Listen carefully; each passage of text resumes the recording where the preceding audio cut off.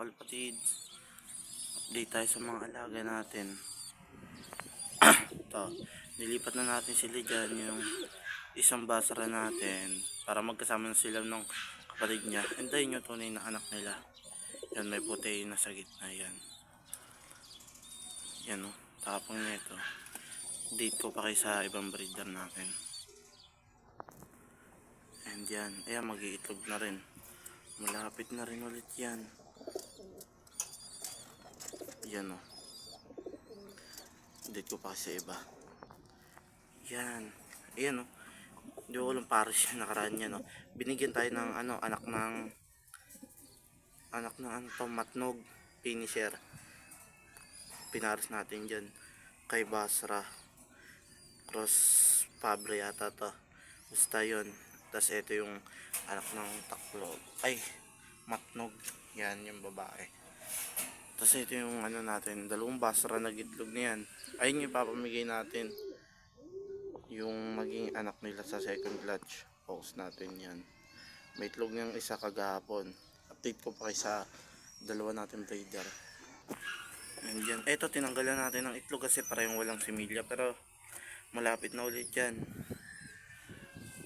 Ito iniintay ko na lang din talaga to eh. Kahit dalawang clutch lang, okay na. Stop na ulit natin. Kasi ito yun, malaki na yung unang anak nila. Tapos ito, papamigay ko rin sa pinsan ko yung sunod na clutch yan pagkapisayan. Yan. Di talaga sila naglalabas ng brown eh. Laging blue bar lang. Pati yung unang anak na ito, yung dalawa pinamigay natin, parehong blue bar. Sana yan maglabas na, pero kahit brown ilabas niyan, papamigay din natin. Kasi ito si 21 tsaka si 22.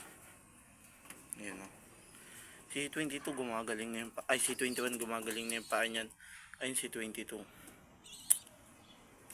Yan. Tapos hinihintay ko lang yung order natin na Victory Pills ba yun? Basta papakita ko naman sa inyo yung pag dumating yun. In-order natin sa TikTok tapos umorder din tayo ng singsing. Yung singsing dumating na. Yan, yun lang update sa ibon natin mga kalapatid. Yan. Yan. Hanggang dito lang video natin mga kalapatids, and maraming salamat sa mga sumusuporta. Huwag nyo rin kalimutan mag-like, mag-comment, and subscribe, and pakipollow na rin pala ng ating Facebook page. Yan mga kalapatids, yan lang. Alam.